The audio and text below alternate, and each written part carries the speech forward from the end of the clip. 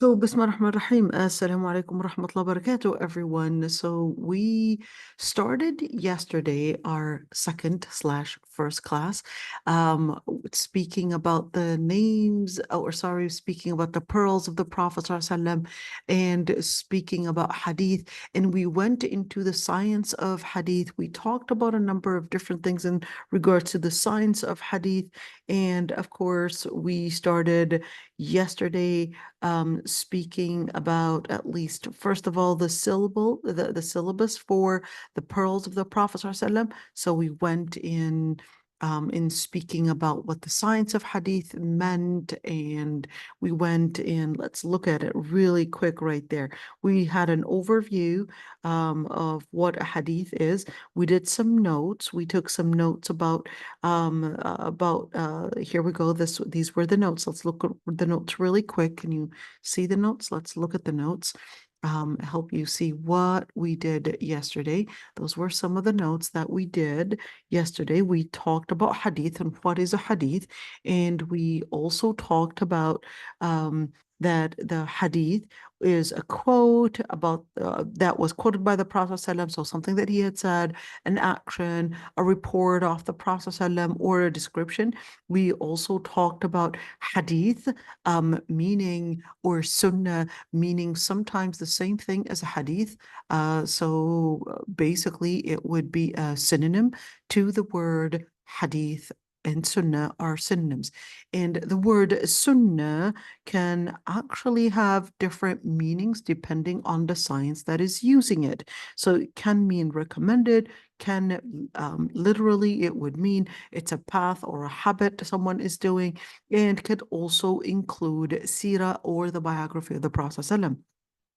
We also talked about the conditions of a hadith that is sahih, and we said ما اتصل إسناده بنقل العدل الضابط عن العدل الضابط إلى متهم من غير شذوذ ولا علة قادحة. We talked about, of course, that it's the authentic hadith is basically having and containing a number of different conditions. The conditions that it has is basically one, I would have in the chain of narration, and the chain of narration, which really is every single person that had transmitted this hadith onto the other person, in the third person, fourth person. So then we would have a chain of narration with different figures that had transmitted this hadith until it was finally recorded, or at least registered, let's say, and registered with a scholar who was basically keeping records of that hadith. So we would have, it's not enough to just have these chain of narrations right there. We want to make sure that we would review the piety slash integrity of every single narrator, to the memory and how competent, of course, their memory is in transmitting the quote.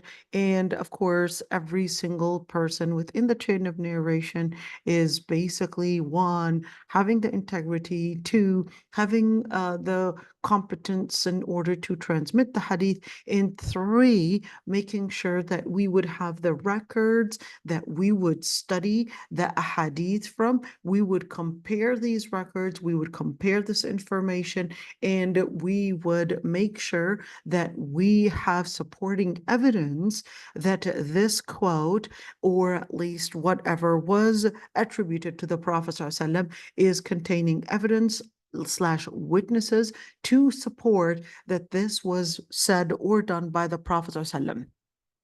And of course, we will look into various narrations to make sure that there are no discrepancies, no contradictions in the wordings, or at least in the different transmissions. And that way we could then classify it as authentic or sahih.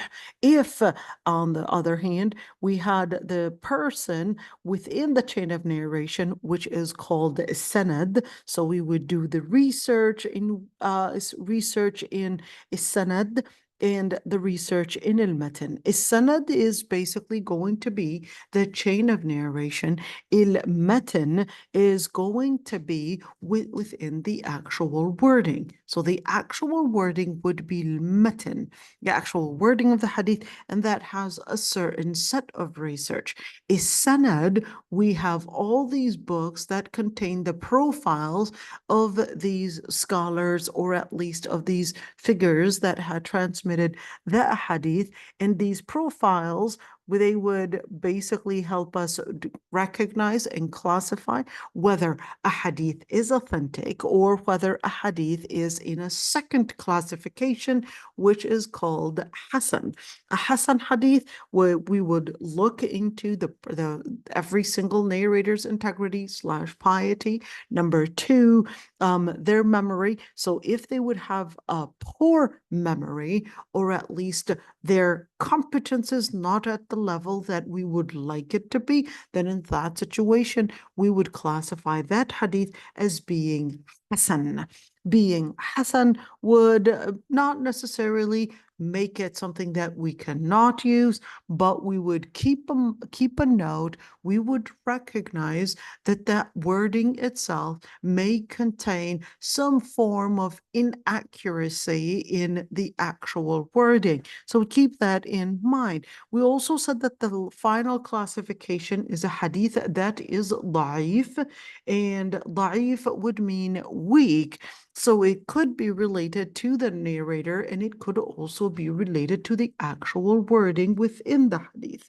If the narrator is perhaps a person that lacks integrity, or a person that has a poor memory, or a person that may have some kind of a disconnection between one narrator and another narrator, and certainly in sometimes having some contradictions, discrepancies within the words, etc., then in that situation, that would be a da'if hadith. Now, to note, scholars did have different classifications, or let's say different types of a hadith da'if. So not every single hadith that is da'if / weak is necessarily going to be rejected. For there are 69 different types of hadith, that are classified as da'if according to Suyuti. Other scholars had, I guess, a different classification.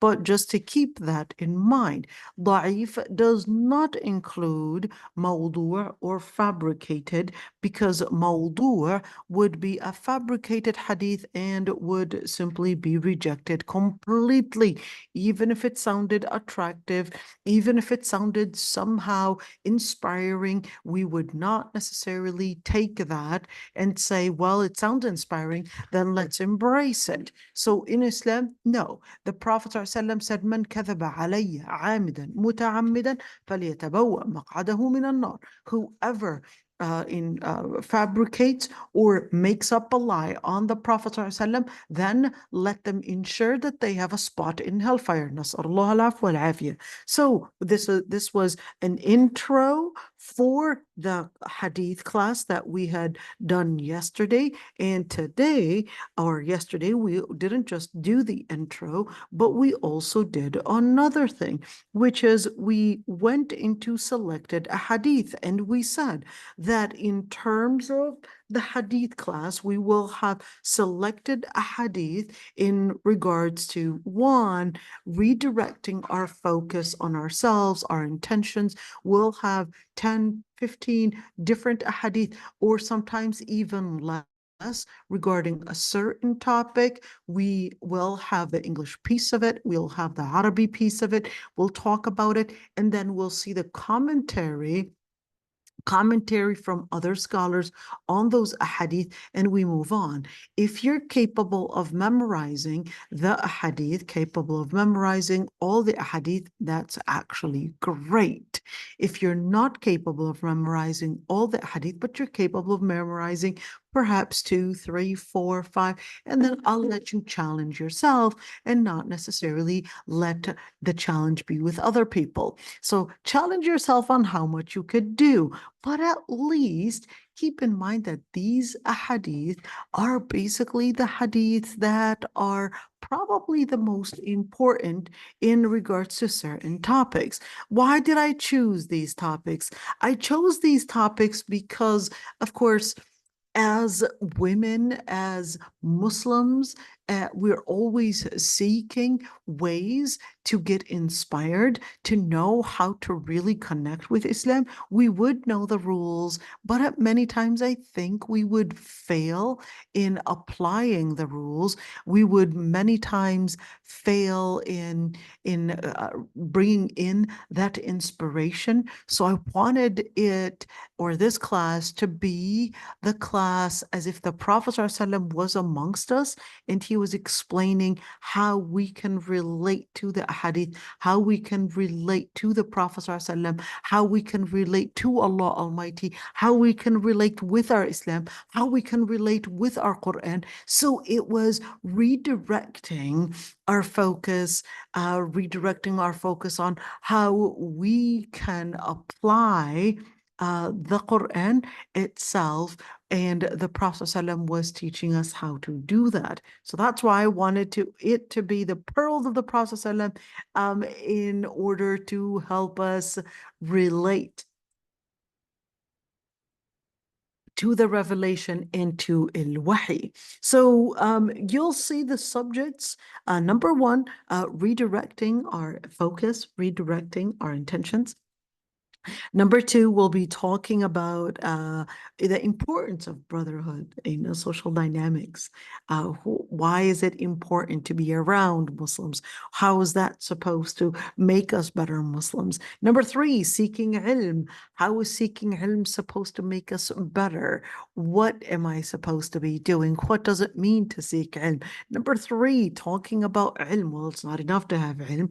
You definitely have to have the foundation for good relations, for a person that is abiding by certain principles, certain ethics. So we'll talk about that. And of course, the most important thing about ethics and principles is having a type of compassion and mercy. How is that supposed to be making me a better Muslim?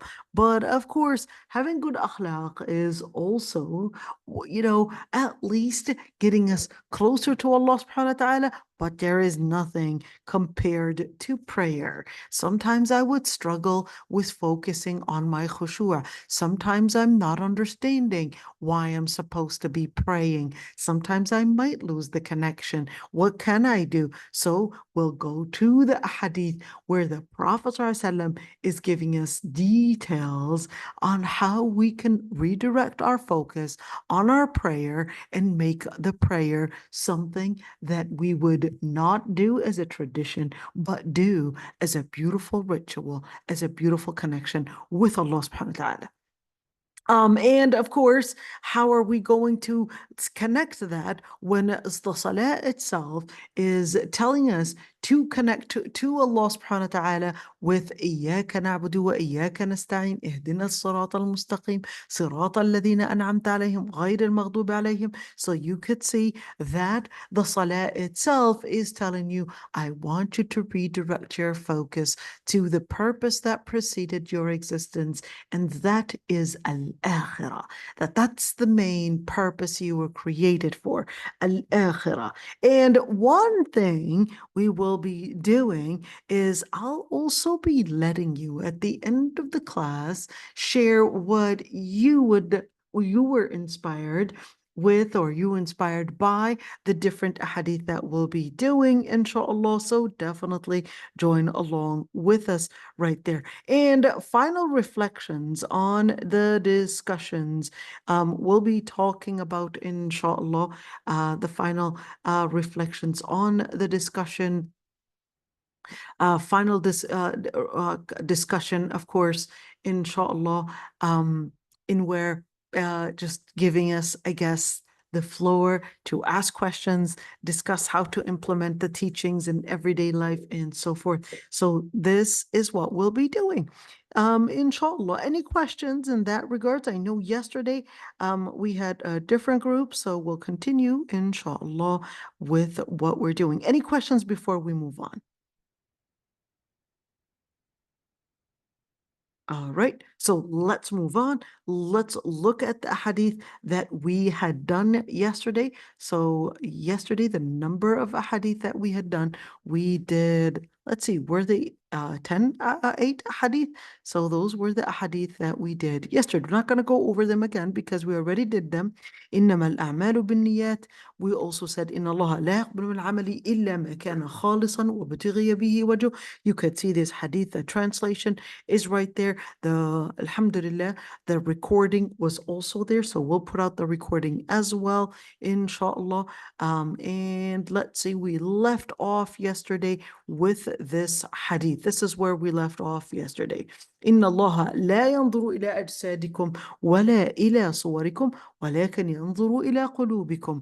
That the Lord Almighty, إن الله, the hadith, of course, we could see Abu Huraira is the narrator, and he had mentioned إن الله لا ينظر إلى أجسادكم. The Lord Almighty does not look at your bodies. In other words, it's not your appearance that matters. ولا إلى صوركم.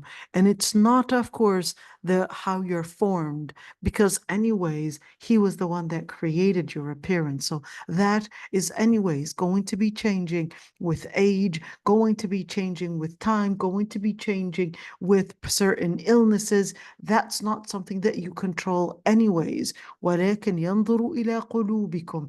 This is quite interesting. Just give me a second, please.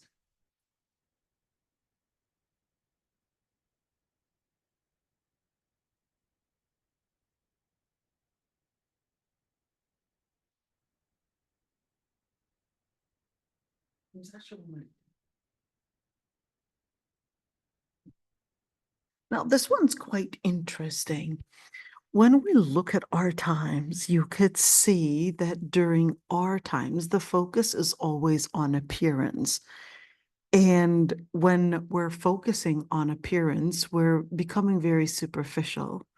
When a person is superficial, then they would not really be they would not be really reflecting what's on the inside. So Allah subhanahu wa ta'ala was telling you, anyways, when you look at the mirror, always tell yourself and speak to yourself and make the dua. Ya Allah, perfect my inside. Perfect حسن خلقي كما حسنت خلقي. Ya Allah, perfect my behavior. And the word خلق and خلق, I want you to look at this in Lugha Arabiya, because in Lugha Arabiya, when you look at the word khalaqa, khalaqa means to create. So that's right there where we go, and created. But when you look at the word khuluq or khalq, so let's see, let's la that khalq. Okay, here we go. Khalq actually means creation.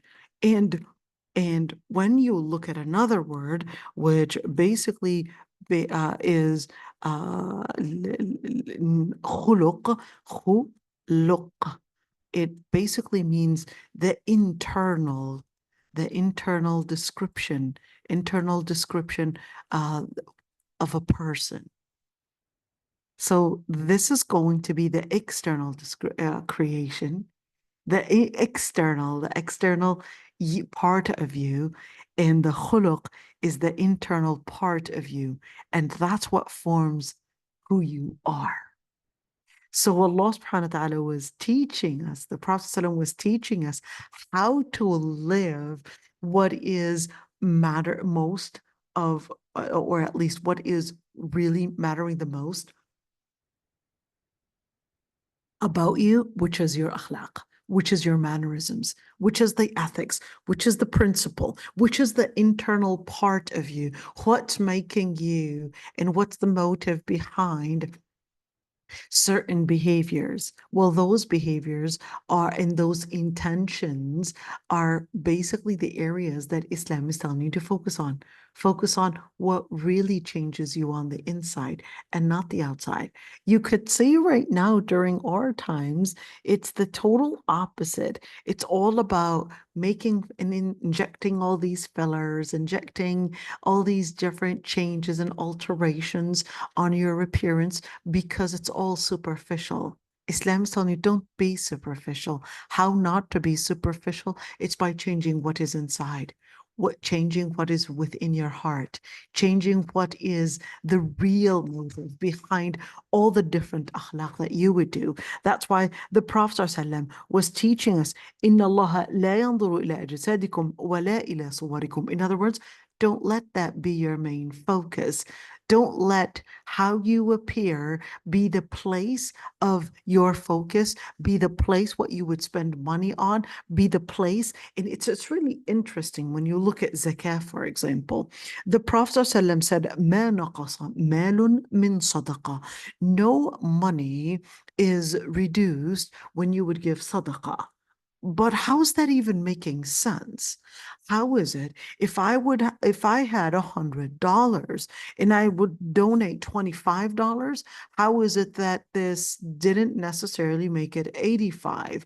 Or technically, yes, it did. Technically, the number reduced. There's no doubt and question about that. But the Prophet ﷺ was telling us that, that the number didn't reduce. Well, that's not making sense. Well, he didn't mean that the number didn't become less. He's telling you the value that was getting a replacement, and instead of what you had given is still there. So the number is definitely less, but the value of what you had donated, the value of it is still there. And therefore, it's not an issue of number that counts, because I always say this, money is the cheapest thing and not the most expensive thing. The most valuable thing the Prophet ﷺ was teaching us is the value that you would gain out of hospitality, the value that you would gain in giving, the value that you would gain in learning how to be humble. These values are really what make the change, or really that make the change within your heart. So therefore, by looking at and redirecting the focus from looking at your appearance to looking at your heart, to looking at who you really want to be, the motives, the qalb, the intention, that's going to create and certainly make the change to making you a better creature. You wouldn't be a better creature by somehow creating more superficial appearances, because these appearances, they'll fade away by simply a law that we would know in thermodynamics, or different laws of aging, different laws, of course, time. And what you are right now in your 30s or in your 20s, it's not going to be the same person when you're probably going to be in your 40s, probably going to be in your 60s. And we know that there's a prime time for your power, for your memory, for your development. And then once you get that, you reach that age, then you start going down and you start losing power, you start losing momentum, you start losing, of course, even the appearance. It's not going to be the same person. And subhanAllah, when you look at that, and what really is the most important gain, it's really the gain of our akhlaq. It's really the gain of our iman. It's really the gain of our connection with the most important piece of it, which basically keeps us alive. It's the ruh. It's the ruh. The ruh is the soul, the spirit is basically the most important thing about you. So keep that as your focus. The Prophet ﷺ was redirecting our focus from looking at our bodies, looking at our appearance, to looking within. To looking within. It's quite sad. And I would say sometimes it's probably one main fitna for women. Sorry, ladies. We are very social beings as women. And as women, we definitely know that studies would say that as women, it is part of our psychology that we seek social acceptance. And oftentimes, this type of social acceptance, it can come in with a number of different challenges. Sometimes if we're not getting enough acceptance, we're not given enough attention, we can start losing our confidence about ourselves. Am I doing enough? Am I being recognized? And then if not, then we'll start going into depression. Why isn't anybody noticing me? I did this. So you would see it younger aged girls, they would start doing different behaviors in order to gain the social acceptance. And especially when we're talking about teenaged girls, they're not only trying to seek social acceptance, but they're basically considering the social acceptance as the method to confirm that what they're doing is right. So they would basically wait for people's confirmation to attest whether a behavior is basically leading to their success. Usually their confidence is not the basis of themselves, but their confidence is dependent on other people appreciating, accepting, and confirming that their behavior, or at least that they're doing the right thing.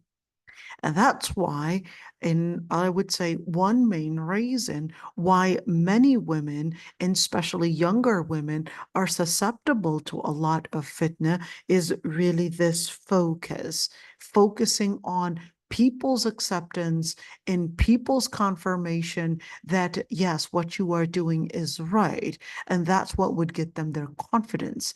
And speaking from that center, it's important to teach these young women, especially.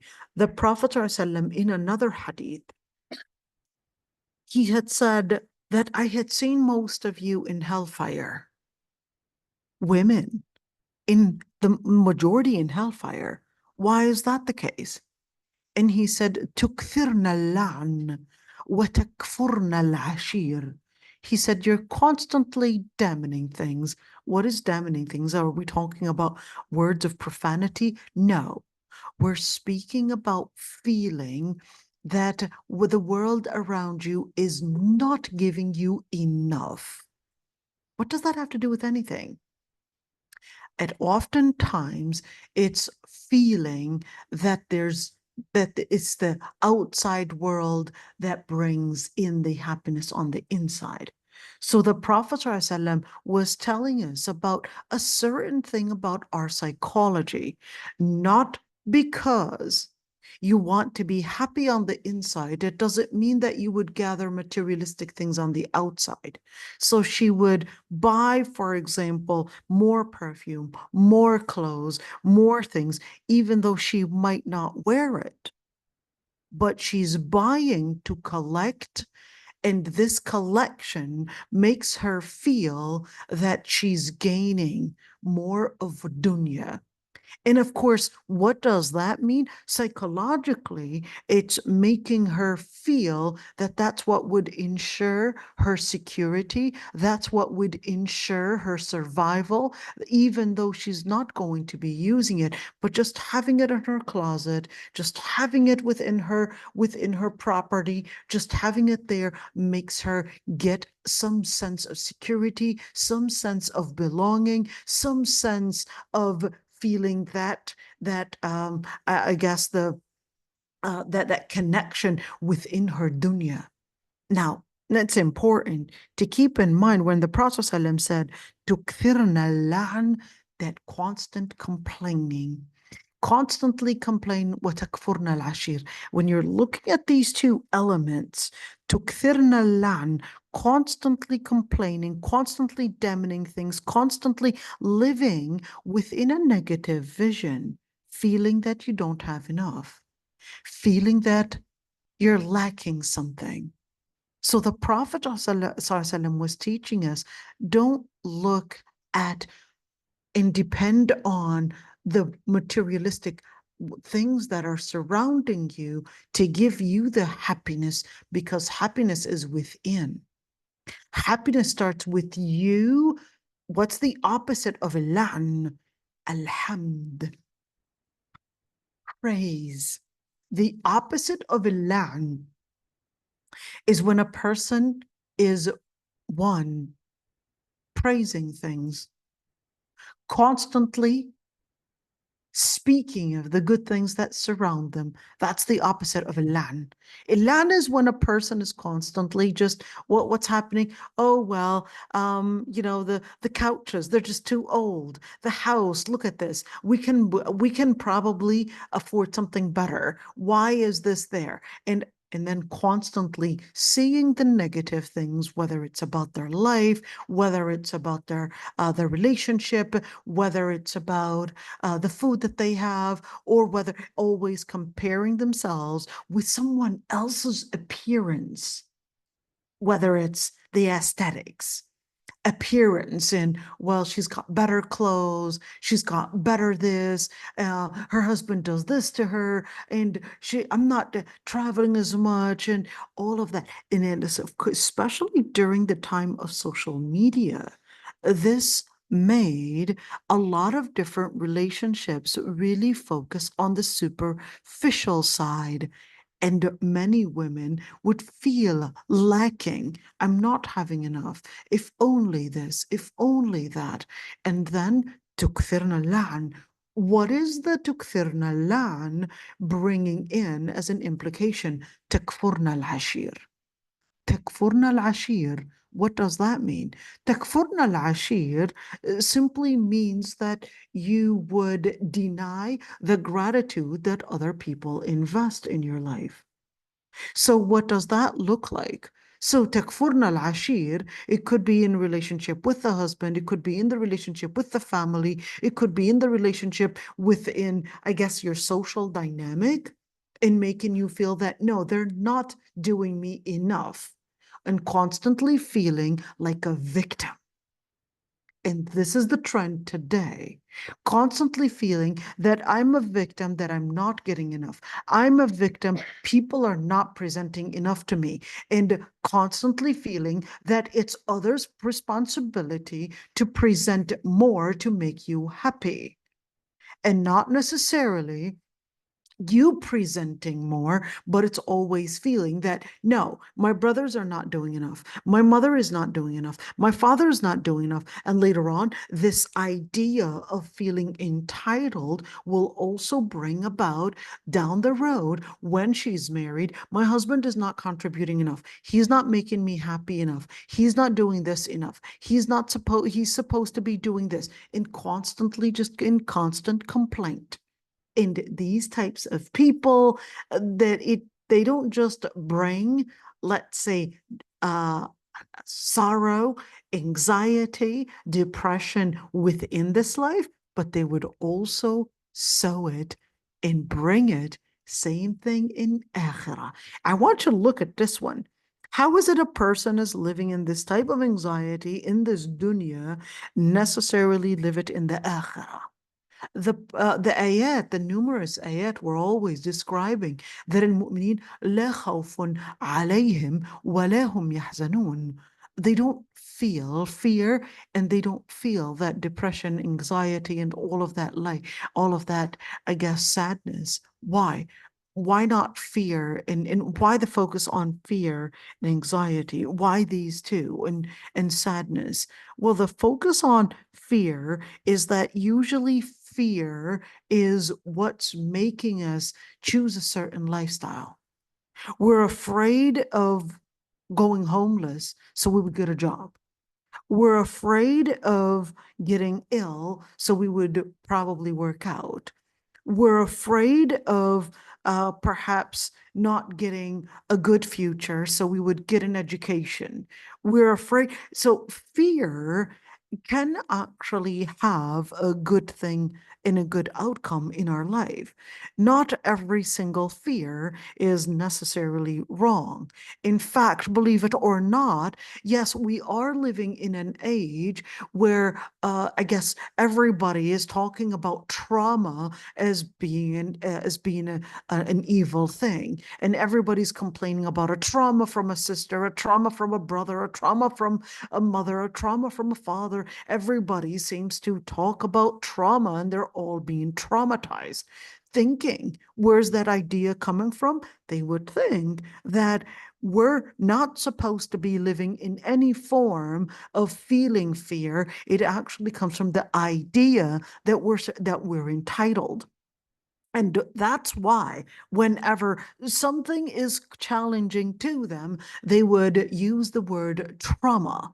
So you could say that the society that we're in is really coming from the whole idea that you're entitled, you should live a life with no challenge, and every single time you would find a challenge, a social challenge, and probably different challenges out there, that's a trauma that my dad got married to more than one wife, a trauma that my sister had always been bossy, a trauma that my brother, he was always picking on me. But we would know that such ways, different ways, can sometimes make us better people. It doesn't the Quran always speak about Jahannam? That's supposed to be traumatizing. That's supposed to be traumatizing. But you could see that Allah subhanahu wa ta'ala was teaching us that certain traumas, certain fears are supposed to be motivating you to go to the right direction. That's why sometimes what we need is a gift of pain. Sometimes pain is necessary for us to create civilizations, to create a better future. If it wasn't the fear of poverty, we would not have worked. If it wasn't the fear of an illness, we would not have sought treatment. If it wasn't the fear of probably not getting a job, we would not have gotten any education. If it isn't the fear of losing our iman or losing our deen, or probably al-akhirah, would have probably not been motivated to seek Jannah, because it would be basically not something that would be scary for us. So Allah subhanahu wa ta'ala was disciplining us through fear. And that's why the Prophet ﷺ said, whoever lives the fear in dunya, what fear? The fear of akhirah. Allah subhanahu wa ta'ala would give them al-aman, security. Al-aman, the security in al-akhirah. You feel the fear in dunya of Allah subhanahu wa ta'ala, you'll live the security in al-akhirah. But if whoever feels the security in dunya, they'll basically be more susceptible to living sin. Now, looking at that, you could see where the Prophet ﷺ was teaching us that when we're looking at our hearts, we're teaching ourselves how to live that focus, not necessarily getting the materialistic things, but living the confidence on the inside, living the iman on the inside, getting that connection with happiness that it's on the inside. It's not about getting the change. لا ينظروا إلى أجسادكم. It's not about the appearance. It's not about social acceptance. It's not about somehow getting the entitlement, but it's actually on the inside. Your confidence is coming within. Your happiness is coming within. Your strength is coming within. All of those are basically coming from within. Let's look at that hadith. Let's see where the Prophet ﷺ, this is I guess another hadith relating to the same subject. but slightly different. Let's say this hadith. عن أبي عبد الله جابر بن عبد الله الأنصاري. Who's Abu Abdullah? Jabir ibn Abdullah. Jabir ibn Abdullah, he's a Sahabi from Medina. We talked about him yesterday. His father died and left him with a number of different sisters for him to take care of. We talked about him yesterday. He said, كنا مع النبي صلى الله عليه وسلم في غزاة فقال إن بالمدينة لرجالا ما سرتم مسيرا ولا قطعتم واديا إلا كانوا معكم حبسهم المرض. There's another narration. إلا شاركوكم في الأجر. Another hadith within the same idea. Anas had said, رجعنا من غزوة تبوك مع النبي صلى الله عليه وسلم فقال إن أقواما خلفنا بالمدينة ما سلكنا شعبا ولا واديا إلا وهم معنا حبسهم العذر. Let's look at this hadith. Jabir ibn Abdullah. Let's see what the hadith says. We accompanied the Prophet ﷺ in an expedition. Well, it's not necessarily an expedition per se. This is il-Ghaza, so it's more of a preparing for an army.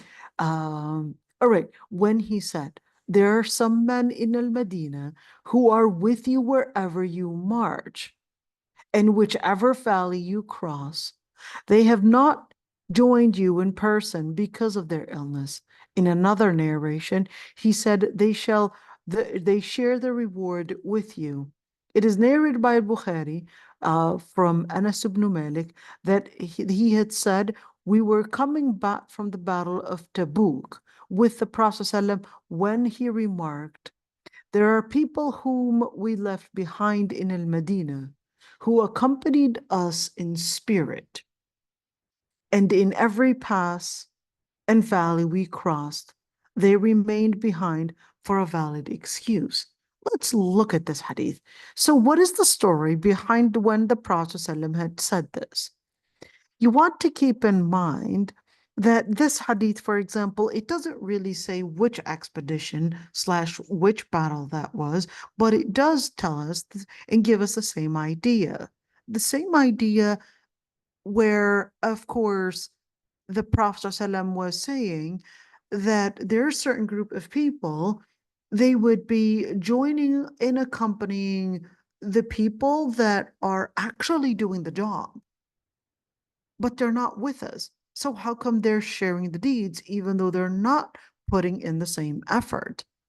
So there are actually a number of different hadith where the Prophet ﷺ talks about if a person is constantly doing a certain good deed. So every single day you're waking up, for example, for Fajr and reading Quran early morning and taking the time to do your dhikr.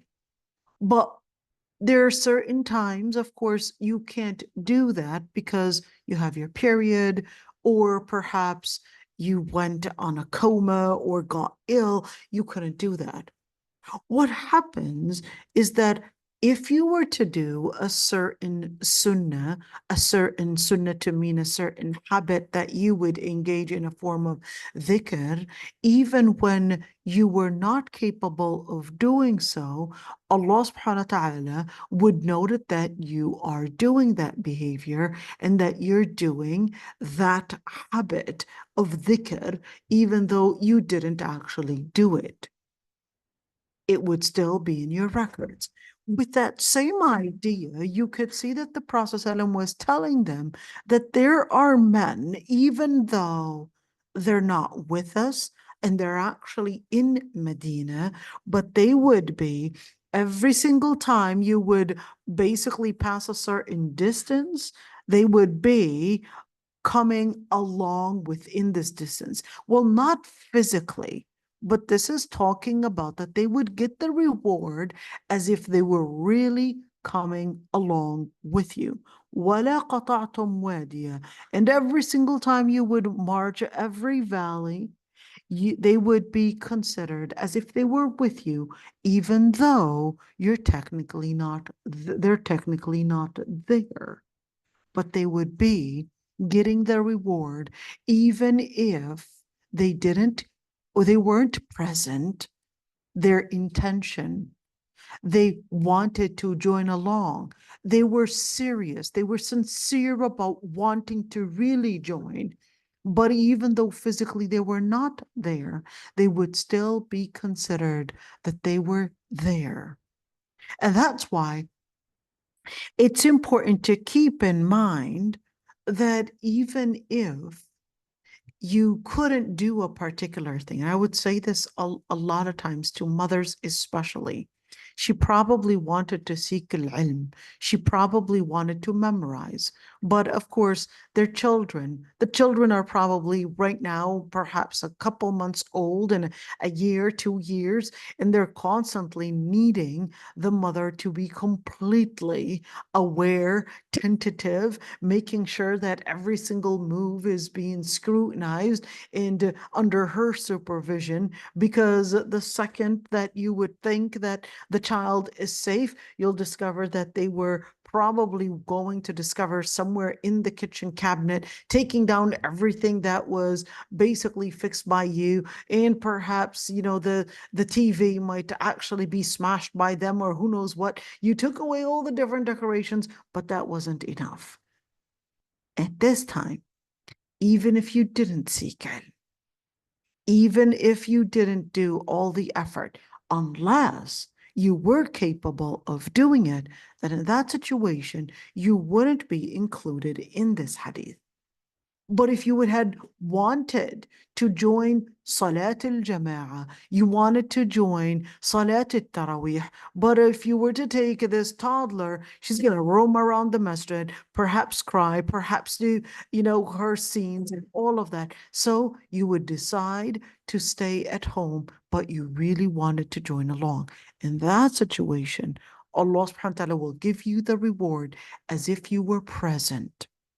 Now, this is extremely important to keep in mind, because intention, even if you don't do the action, has its own secret, has its own momentum, has its own power to give you the reward and actually give you a power as if you were present during that time.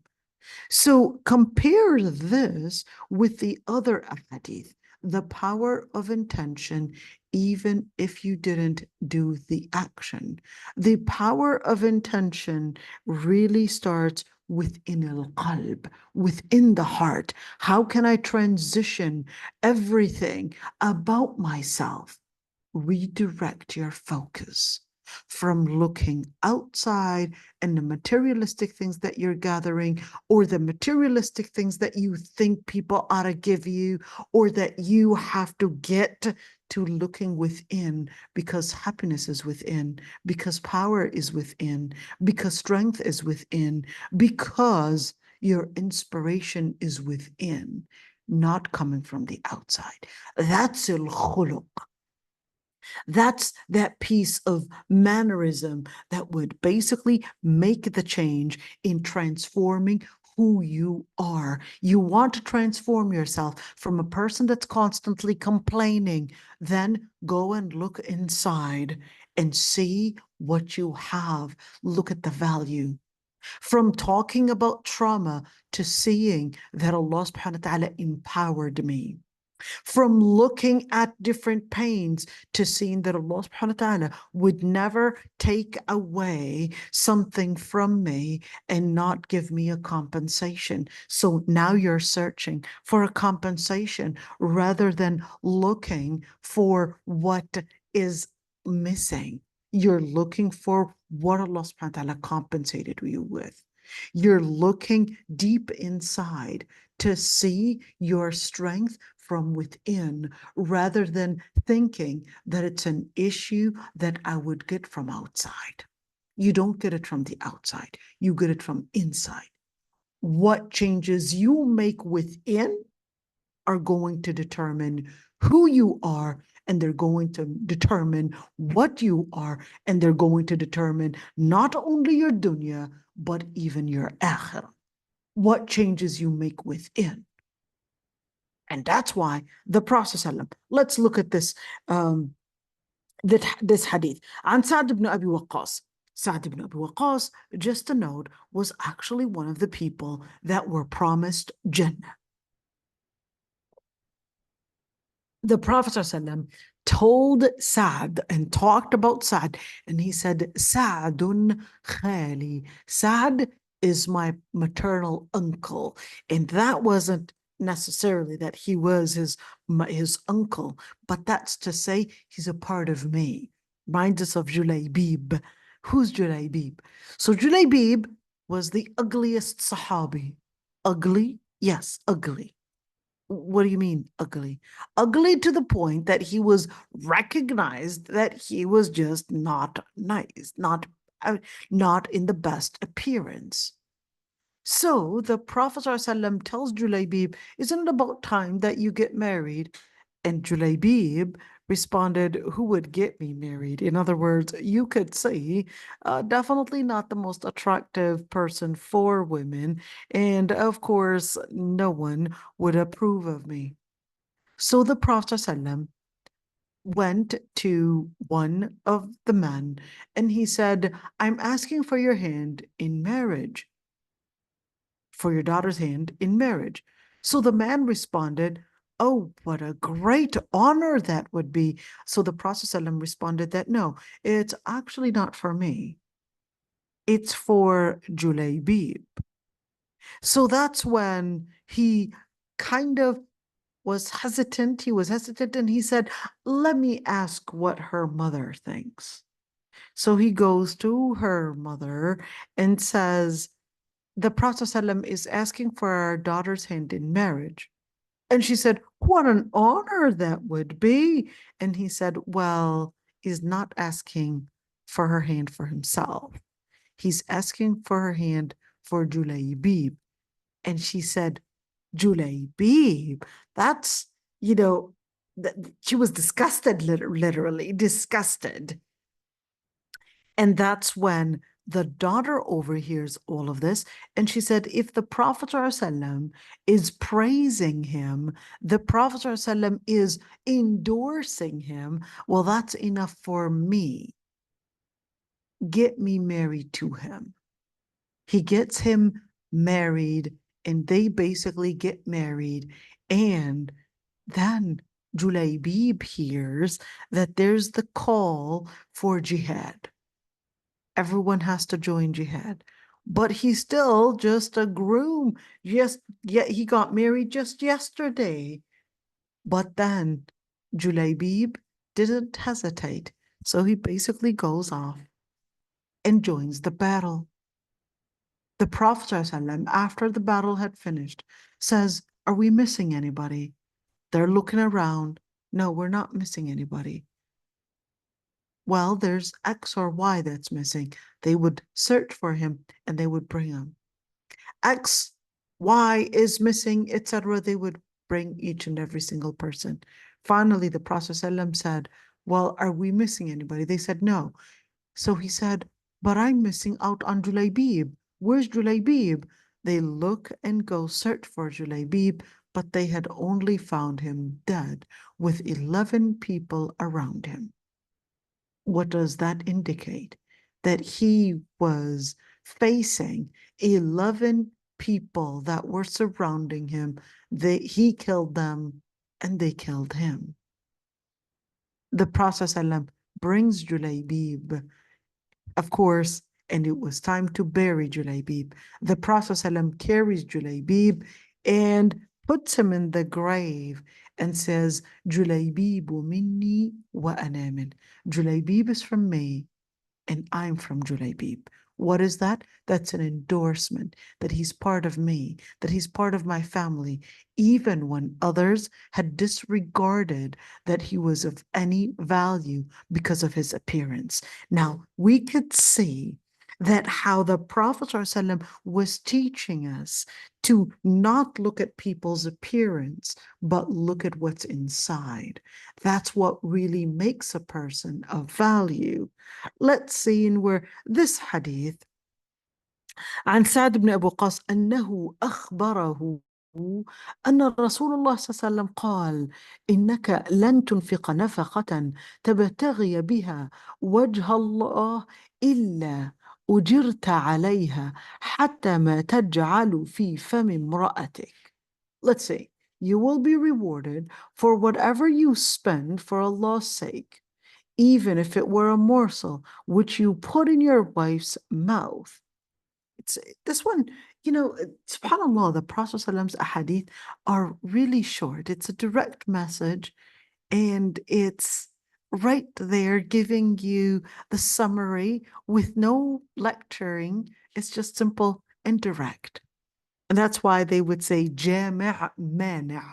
Jami', in where it's so comprehensive, it collects so many, it includes so many virtues, and mani', where it's not necessarily lacking. The idea is right there, straightforward, it's complete, it's containing all these ideas within a very small sentence. So the Prophet ﷺ said, إِنَّكَ لَن تُنْفِقَ نَفَقَةً تبتغي بها وجه الله إلا أجرت عليها. Every time you would donate and you would spend for the sake of Allah subhanahu wa ta'ala, and you had the intention, this is the condition, you had the intention that it would be for the sake of Allah subhanahu wa ta'ala, Allah subhanahu wa ta'ala would give you the reward for it. Usually we would think of spending for the sake of Allah subhanahu wa ta'ala that it would only be by giving money. But the Prophet ﷺ was explaining that it doesn't have to be by giving money. It can be by contributing in a good deed. And here he said, even if you were to put food in a morsel of food, in other words, it's a romantic session, food in your wife's mouth. And that's the same thing. In where a woman could be preparing food for her family, preparing food, cleaning the house, washing the dishes, perhaps cleaning the laundry or whatever it is, and that would contribute in where Allah subhanahu wa ta'ala will give the person the good deeds, will give them the inspiration, and the implication of a good deed is basically going to be light that is radiating within your heart. And that's important to keep in mind. How does it radiate in our heart? It radiates where, one, you would become more humble. Radiate, you would become a better abd fi sabilillah. You would become a better servant to Allah subhanahu wa ta'ala. You would become, with that light, a person that will also have better focus even in talab al-ilm. 4, it would also bring in more people to be connected with you because they would see that you are a person of integrity. They would recognize that you're a person of light and not a person of interest. They would recognize that you're a person of principle and you won't change on them based on your interest. Because a person that would let their interest basically pave the way to what choices and what behaviors they would live based on. If it's interest, then whenever someone else is not going in parallel with your interest, you're going to let them go. Or you're probably, what if your interest coincided or at least contradicted the interest of the person that you're being friends with? What happens then? Are you going to give up on them? What are you going to do? Are you going to probably see them as an enemy, as a rival, as a a person that is competing with you, what are you going to do? Are you going to envy them? What are you going to do? And that's why it's dangerous to be friends with someone that takes their interests as their place of focus. A Muslim would take the principles as what determines how they would live and how they would behave within the society, within the world that they live in. They would take the principles of Allah subhanahu wa ta'ala as basically the book, the catalog, the reference that would determine what choices they would make. Let's look at this hadith. عن أبي كبش الأنماري. Just an idea, Abu Kabsh al-Anmari was a slave for the Prophet ﷺ. But the Prophet ﷺ freed Abu Kabsha al-Anmari. Let's see what he had said. أنه سمع رسول الله صلى الله عليه وسلم يقول ثلاثة أقسم عليهم وأحدثكم حديثا فاحفظوه. قال ما نقص مال عبد من صدقة ولا ظلم عبد مظلمة فصبر عليها إلا زاده الله عزا ولا فتح عبد باب مسألة إلا فتح الله عليه باب فقر أو كلمة نحوها. وأحدثكم حديثا فاحفظوه. قال إنما الدنيا لأربعة نفر: عبد رزقه الله مالا وعلما فهو يتقي فيه ربه ويصل فيه رحمه ويعلم لله فيه حقا فهذا بأفضل المنازل. وعبد رزقه الله علما ولم يرزقه مالا فهو صادق النية يقول لو أن لي مالا لعملت بعمل فلان فهو بنيته فأجرهما سواء. وعبد رزقه الله مالا ولم يرزقه علما فهو يخبط في ماله بغير علم لا يتقي فيه ربه ولا يصل فيه رحمه ولا يعلم لله فيه حقا فهذا بأخبث المنازل. وعبد لم يرزقه الله مالا ولا علما فهو يقول لو أن لي مالا لعملت فيه بعمل فلان فهو بنيته فوزرهما سواء. You could see that this hadith was narrated by Ahmad, narrated by Tirmidhi, and according to al-Albani, this hadith is an authentic hadith. Let's look at that. Abu Kabsh al-Anmari had said, I heard the Messenger of Allah, peace be upon him, say, I swear by three things, and I will tell you a hadith, so preserve it. He said, the wealth of a servant does not decrease from charity, nor does a servant suffer injustice and remain patient about it, except that Allah increases him in honor. And no servant opens the door of asking, except that Allah subhanahu wa ta'ala opens for him the door of poverty or something similar. And I will tell you a hadith, so preserve it. This world is for four types of people. A servant whom Allah has granted wealth and knowledge. He fears his Lord in it, maintains the ties of kinship, and knows the rights of Allah in it. This one is in the best of positions. Second, a servant whom Allah had granted knowledge but not wealth. He is sincere in his intention, saying, if I had wealth, I would act like so and so. He will have the same reward as the one who acts it, due to his intention. Third, a person or a servant who Allah subhanahu wa ta'ala had granted wealth but not knowledge.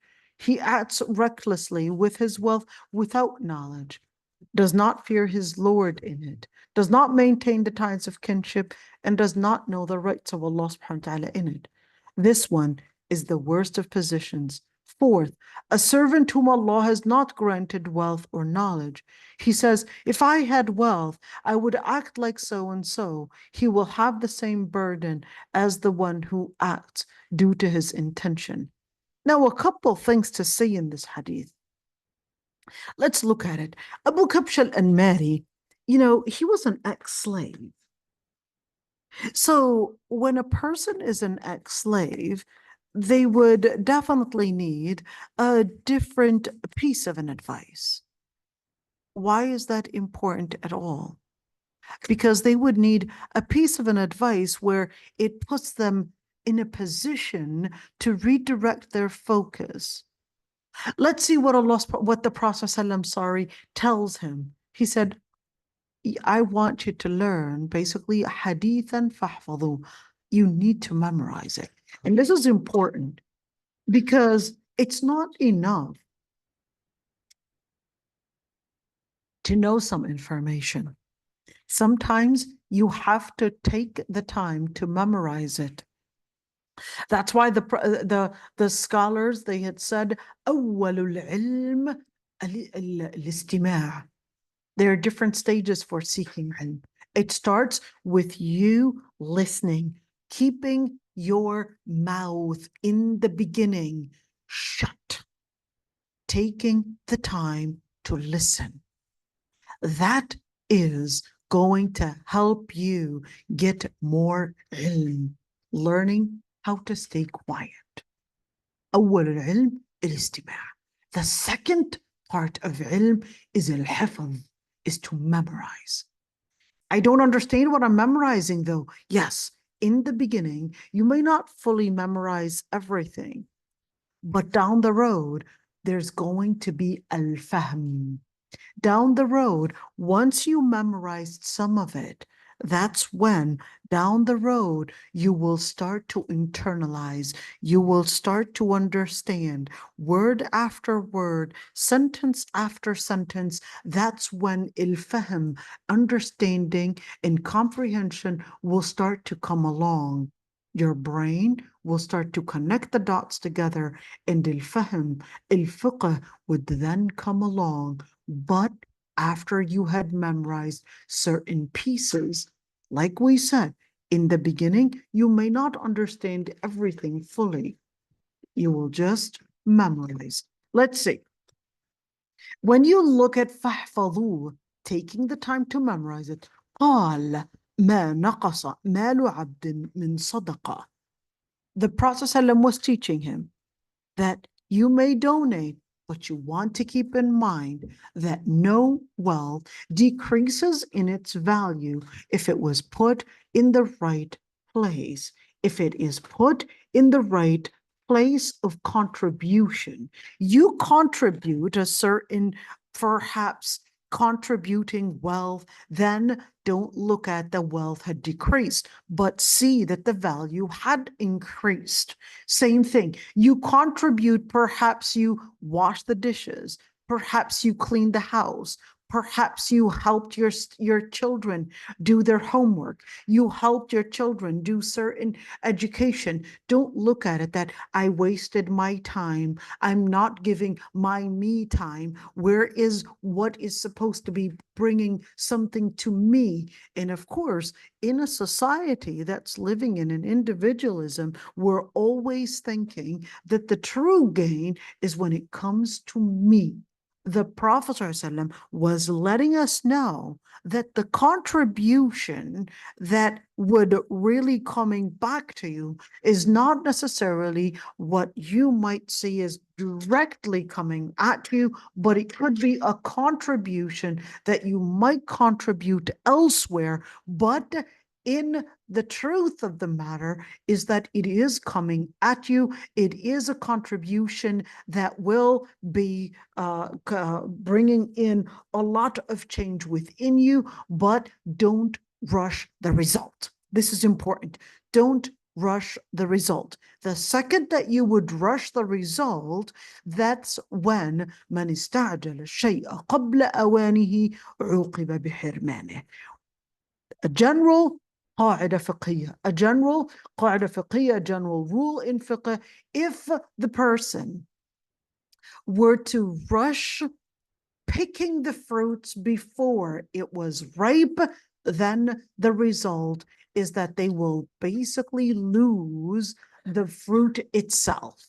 Why? Because they picked it too early. It didn't ripe. It didn't fully ripe. Now it's going to be either too sour, or it's going to be too hard, or it's going to be too soft. And who knows what the situation with the fruit is going to be. But if you had picked it too early, then you're definitely not going to get the best fruit of it, not going to get the best result. And that's the same thing where the Prophet ﷺ is telling you, ما نقص مال عبد من صدقة. Every sadaqah that you would give, every contribution, every donation, it's not making you less. It's giving you a value and increasing the value of you and giving you a higher value within. It's increasing your iman without you realizing. Let's see. ولا ظلم عبد مظلمة فصبر عليها إلا زاده الله عزا. Now, this is a person that had a history of who knows how many times he was enslaved. I want to look at this one. وَلَا ظُلِمَ عَبْدٌ مَظْلَمَةٌ.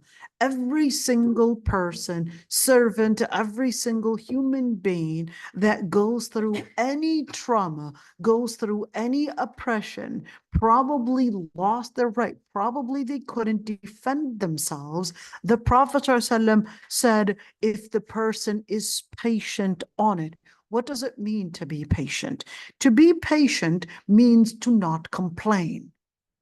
To be patient means that the person recognizes that they should not go into a tantrum or overreact in terms of emotions, but contain their emotions to live believing that the reward and the result is coming from Allah subhanahu wa ta'ala, that the compensation is coming from Allah subhanahu wa ta'ala. Therefore, I shouldn't panic. A person panicking is not sabr. A person complaining is not sabr. A person losing, I guess, their patience, they're losing it. They're probably screaming because they dropped a book in an elevator, or they're probably perhaps overreacting because someone is mocking them, or they probably reacted because they were somehow going through a hardship, or somehow overreacted because someone is mocking them, or someone is belittling them, or etc. That tantrum is not a sign of being patient, but is a sign of panicking. This panic, if you continue with this panic behavior throughout your life, then what you're going to see is that when you become an adult, you're going to be losing the ability to contribute or to at least be strong. Because what it means to be strong, the Prophet ﷺ said, ليس الشديد بالسرعة وإنما الشديد الذي يملك نفسه عند الغضب. The Prophet ﷺ was teaching the Sahaba that the true strong person, the true mighty person, is not the one that is capable of wrestling others, pinning others down, somehow being authoritative, bossy, bullying others. The Prophet ﷺ said, the truth of the matter is that a real strong person is a person that would contain their tantrums, contain their anger, contain their panic modes, and where they would make sure that they would learn how to channel it to bring about a better contribution. It's في الأيسي. Channel it to bring a better contribution. How does that bring in a better contribution? The Prophet ﷺ said, anybody that is oppressed or abused and they were patient about it, Allah subhanahu wa ta'ala would increase them in honor. How is that increasing? And why honor? Why not maybe zadahullahu mala? Why not that Allah subhanahu wa ta'ala would increase their wealth, or perhaps increase their, increase their their increase their life, for example. Why increase al-izz? What is al-izz? Al-izz is honor. And the person, when they had been abused, they technically lost honor. Technically, they lost honor.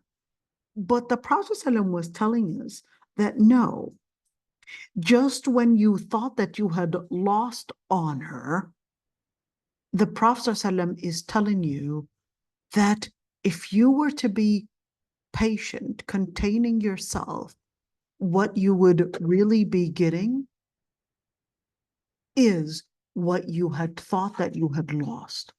If you look at this, here, ما نقص مال عبد من صدقة. In retrospect, the Prophet ﷺ is basically redefining the world for us. We would think if you would give donation that the money is becoming less. If you were abused, you basically were dishonored. But the Prophet ﷺ is redefining things for us and telling us, no, don't think of yourself as getting dishonored. If you were patient, Allah subhanahu wa ta'ala would increase your honor. It's not that you had lost your honor. And when you were contributing, you were donating, you would think of yourself as that you had lost money. But the Prophet ﷺ is saying that no, you didn't actually lose the money. Let's see and continue the hadith in order to see the paradigm. ولا فتح عبد باب مسألة إلا فتح الله عليه باب فقر. Every time that a servant of Allah subhanahu wa ta'ala, and here abd, any person, you would basically open the door to asking people, whether we're speaking about asking for help or asking for money or asking for anything. You would think that when you would get what you had asked for, you would think of it as a gain. But the Prophet ﷺ said, actually, it's not a gain. فَتَحَ اللَّهُ عَلَيْهِ بَابَ فَقْرٍ. As a matter of fact, they had not gained something, but they had opened another door of poverty. When you're looking at poverty, we're looking at here a metaphorical poverty and not necessarily poverty to mean that they would lose money and become poor. But this is actually speaking about baba faqr, meaning a need. When you're dependent on others and others are giving you something, what you had really lost is the ability to get it yourself, because you were dependent on others, and therefore you lost a piece of independence. And that's baba faqr. Let's continue. أو كلمة نحوها. كلمة نحوها. So the narrator didn't really know exactly the word, what it is, but he said, or something like along those lines, this is what he was saying. وأحدثكم حديثا فاحفظوه. Now we'll tell you another portion. So he's taking it into just, I guess, different pieces, different lessons for us to grow in learning what the Prophet ﷺ said. إنما الدنيا لأربعة نفر. Dunya is for 4 different people. These 4 different people looking. It's like, which category of these 4 people are you? What does that mean? Out of all these 4 people, let's see. The first person, عبد ورزقه الله مالا وعلما. So what is this person? This person has money and has knowledge. They've got money and they've got the knowledge. Let's see. فهو يتقي فيه ربه ويصل فيه رحمه ويعلم لله فيه حقه. So let's see. This is these are 3 things. This person has wealth and has knowledge. Number 1, they were really taking taqwa seriously. They were really living the principles of Allah subhanahu wa ta'ala. Let's see. The second thing, يصل فيه رحمه. They were reaching out to their relatives with this money. Now, you want to keep in mind, when you say يَصِلُ فِيهِ رَحِمَهُ, we usually have, I guess, frictions with our siblings. We would have better relations with strangers than our siblings. Why? Why so? Because the strangers, they only lived with us only when we probably had completed our certain selves, at least in a certain level. Our siblings, they would know more about our history. They would know more about our shortcomings. They transgressed the limits with us, and they could easily transgress the limits with us. And our siblings are usually harder to deal with than strangers. This is everybody. If I were to take each and every single one of you, you're going to say that this is true. Our siblings are harder to deal with than the strangers for a number of different reasons. One, they know our shortcomings. Two, they're willing to transgress the limits with us. And three, we share a lot of things with them. We share history, we share property, we share social dynamics, we share, let's say, conflicting desires, conflicting interests. If you were to share that with a stranger, you would then see the stranger completely different than what you would see them now. The more you share things with a person, the more you're going to discover the true reality of what that person is. Why? Because of one thing. Allah subhanahu wa ta'ala says, أُحْضِرَتِ الْأَنفُسِ الشُّحَّ, that it's part of our own instinct, part of our own nafs, where we want to always seek our own interests. That's why you would say marital relations at many times going right now, I guess, into divorce, and the divorce rate is increasing because we're right now living in this mentality of individualism. It's all about me, the individual. How are you serving me?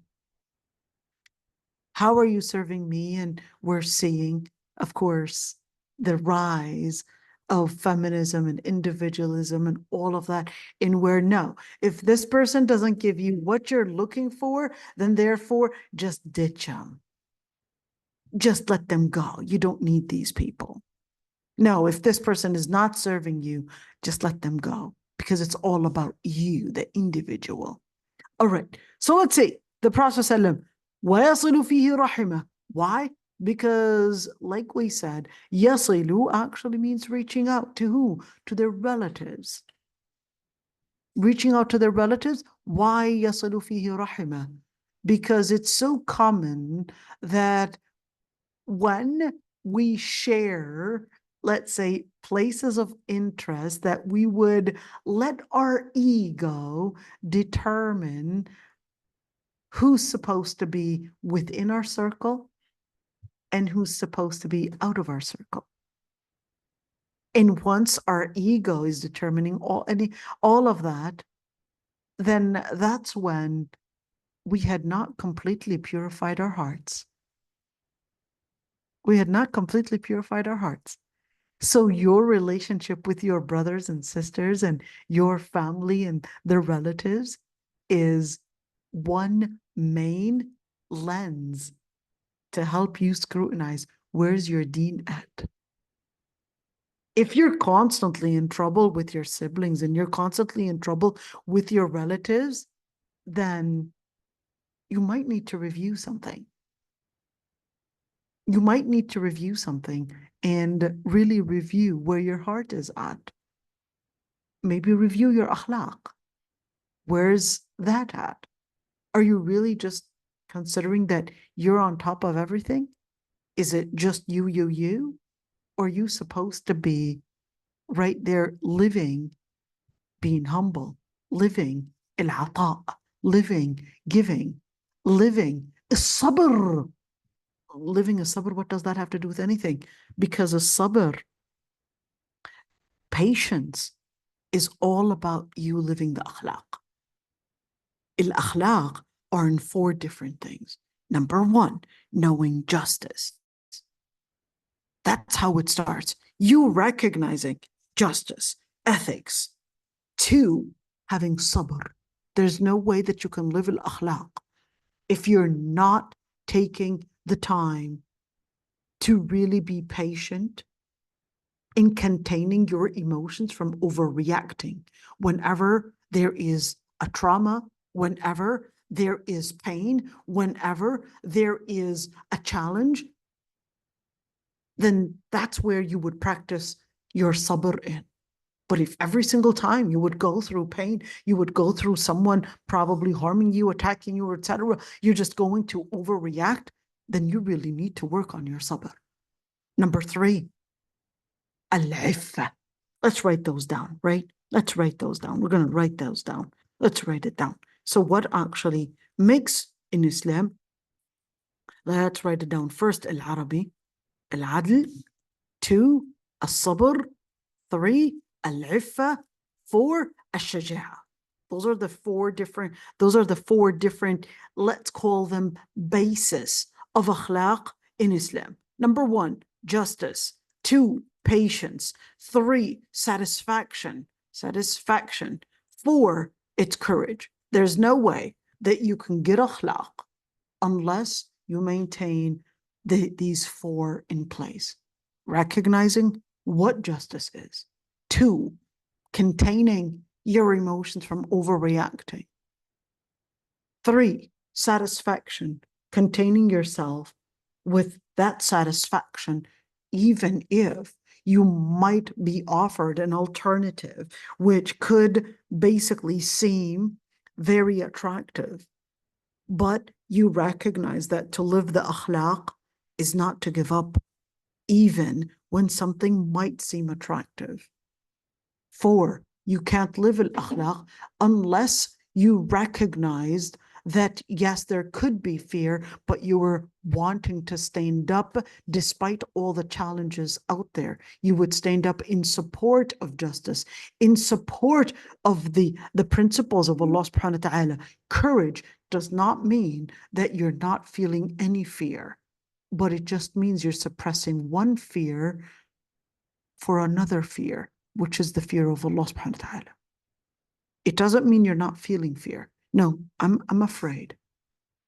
But I would do that motivation and let my fear of Allah subhanahu wa ta'ala, let's say, minimize the other fears. Let's say, وَيَعْلَمُ لِلَّهِ فِيهِ حَقًّا. يَعْلَمُ اللَّهِ فِيهِ حَقًّا. They would know that Allah subhanahu wa ta'ala, that there are certain things that Allah subhanahu wa ta'ala asked them to contribute in, whether it's sadaqah, whether it's zakah. So now for this abd, they did have a privilege. The privilege was wealth. Another privilege was money. These are privileges. What did you do with these privileges? Are you going to contribute to taqwa, to basically gain? What is taqwa? Taqwa is living the principles of Allah subhanahu wa ta'ala. Taqwa is recognizing that there are certain, especially with money, you've got the money. How are you going to spend it? Where did that money come from? How are you going to spend it? There are certain areas that are obligatory to spend on zakah. Certain areas that are obligatory to spend on, such as contributing for the sake of your family. Maybe they're eating, drinking, utilities, transportation, for example, the different needs based on the society. That's obligatory for you to work towards. In other words, to get to Jannah, you can't just say, well, I'm just going to memorize Quran. No, to get to Jannah, you also have to get a job to maintain yourself and not depend on others to maintain you. What does it mean to maintain? Have a shelter, have a place to live in, cover up the costs for your children, for yourself, for your parents, if they're existing, if they're alive, you would have to basically work towards that. And even when you work, that's a form of ibadah. That's a form of ibadah. So when you look at yattaqi fihi rabbah, there's an area that is obligatory, whether it's basically yourself and not let yourself be dependent on others, or whether it's your family, or whether it's your parents, or whether it's your children, or whether it's basically yattaqi fihi rabbah wa yasilu fihi rahimah. You could see yasilu fihi rahimah is supposed to be an emphasis. What does yattaqi fihi rabbahu actually entail? So here he's emphasizing, well, no, yasilu fihi rahimah takes the time to visit them during their need, takes the time to give them support when they're probably needing their support.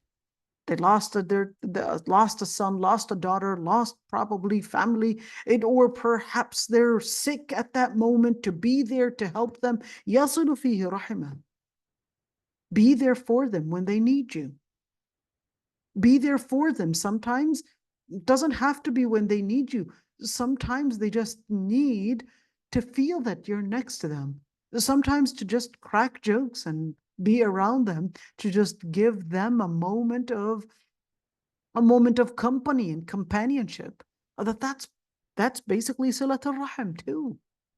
Just there and just making silly jokes, just making them feel happy, getting them out of the mood, letting them know that you'll be their company. Even if it's, hey, inviting them over. I want you to come over. I basically baked a cake and I'd like you to taste it. That's basically part of silatul rahim. وَيَعْلَمُ اللَّهِ فِيهِ حَقًّا. I want to look at this. And, it's quite interesting how, the person has money and ilm. But you would think that if a person has ilm, they'll minimize their relationship with people. Usually, the more educated you are, of course, you'll find yourself losing a lot of people. Why? Because not everybody's really understanding that level of jargon, that level of, I guess, education. So the person will start losing friends and more and more and more friends. But the Prophet ﷺ was emphasizing that no, in contrast, this is the highest level. Even if they grew in ilm, it doesn't mean that they would isolate themselves more, but they would keep certain relations intact because they recognize that there's a bigger responsibility than just getting the degree and having the money, but there's a responsibility in how you would contribute such ilm and such money in the places that matter the most. What is the place that matters the most? Well, yattaqi fihi rabbah. Think of it as the atom, and you've got the nucleus on the inside, then you've got the electrons that basically go around in different orbits. That's the same thing. You've got an orbit, the first and the nucleus, and that's basically supposed to be the main place of gravity. That's Allah subhanahu wa ta'ala. Yattaqi fihi rabbah. Yattaqi fihi rabbah. It's basically Allah subhanahu wa ta'ala. The second orbit is going to be your parents. That's the orbit. Actually, that's the first orbit because the first one was a nucleus. So you've got the orbit, and where it's the parents. Yasilu fihi rahimah. There's no better rahim than the parents. Then the other orbit is going to be the siblings and perhaps the children, etc. So those are basically orbits that you would want to keep in mind. وَيَعْلَمُ لِلَّهِ فِيهِ حَقًّا. Those are the rest of the people. Could be friends, could be classmates, could be just the rest of the people, where I would maintain, of course, a relationship of probably a good reminder, maybe good to, let's call it spiritual support or even emotional support. All of that is basically included. And he said, فَهَذَا بِأَفْضَلِ الْمَنَازِلِ. That person is basically at the highest rank. Highest rank. Let's see the other person. عبد رزقه الله علما ولم يرزقه مالا. This person, Allah subhanahu wa ta'ala had given them wealth, but not, Allah subhanahu wa ta'ala had given them knowledge, but not wealth. They got the degree, they got the ilm, they memorized the Quran, they got the knowledge about Allah subhanahu wa ta'ala, but they didn't have money. Money, they weren't too lucky with it. فَهُوَ صَادِقُ النِّيَّةِ.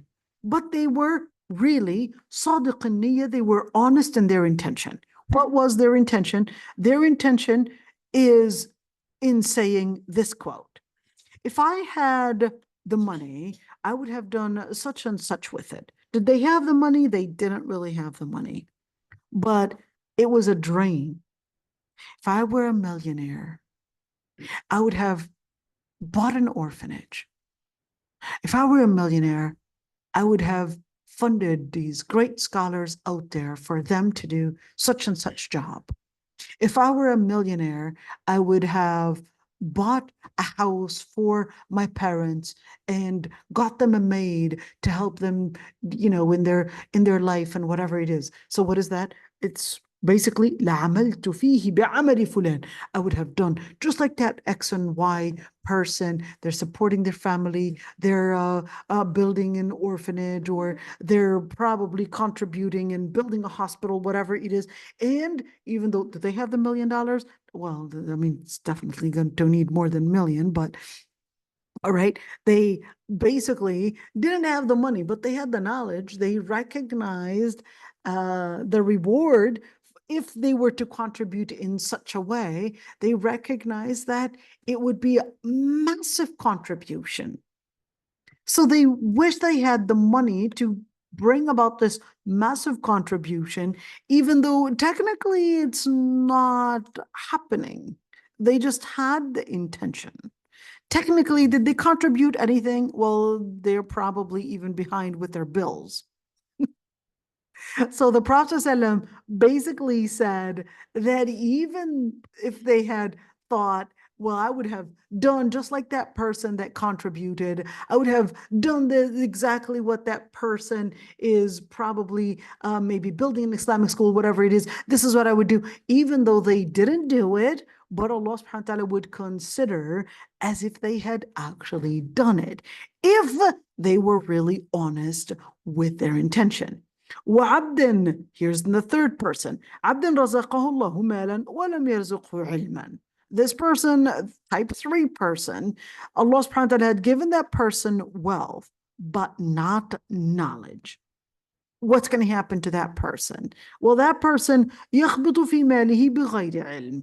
What they're going to be doing, because they just have the money, but they don't have the knowledge. They don't even know where to contribute and what to contribute in. So he said, يخبط في ماله بغير علم. This person, they're just going to be wandering their money with no knowledge in where they should be contributing their money in, what they should be doing, and how they should be spending, and the different priorities that they should be contributing in. But لا يتقي فيه ربه. But you will also find them that they're not going to have taqwa. And this will eventually have the implication on them where they would not even reach out to their siblings, because they would always live with the idea that people are only being friends to them because they have money.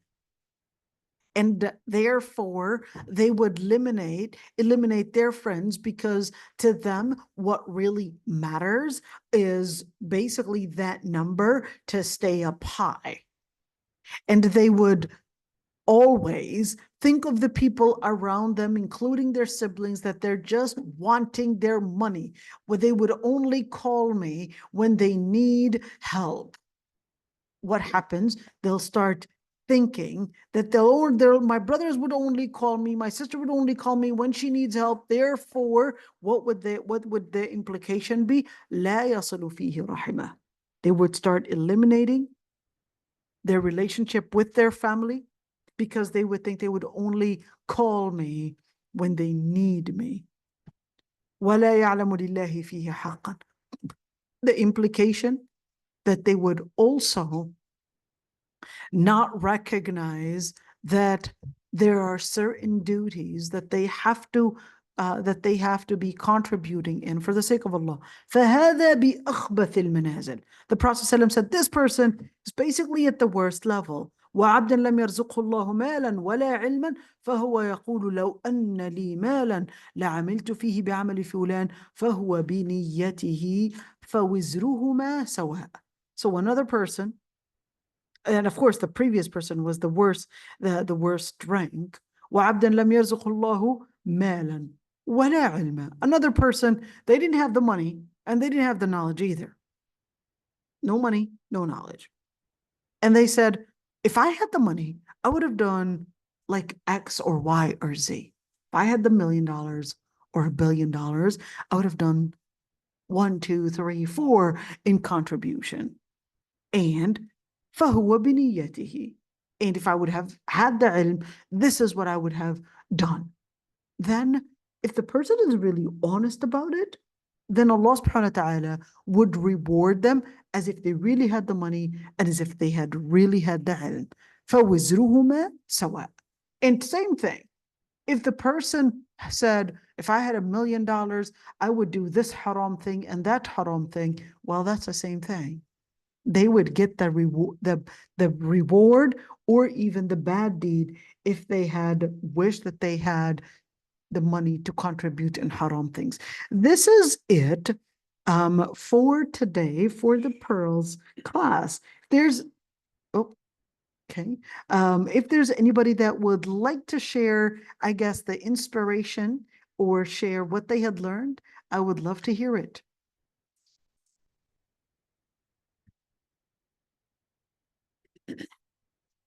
You want to share something, Hudayf?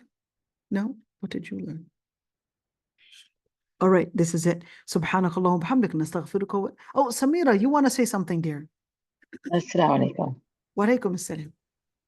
Sheikha, I thought the class was tomorrow, the second one, because I joined in late.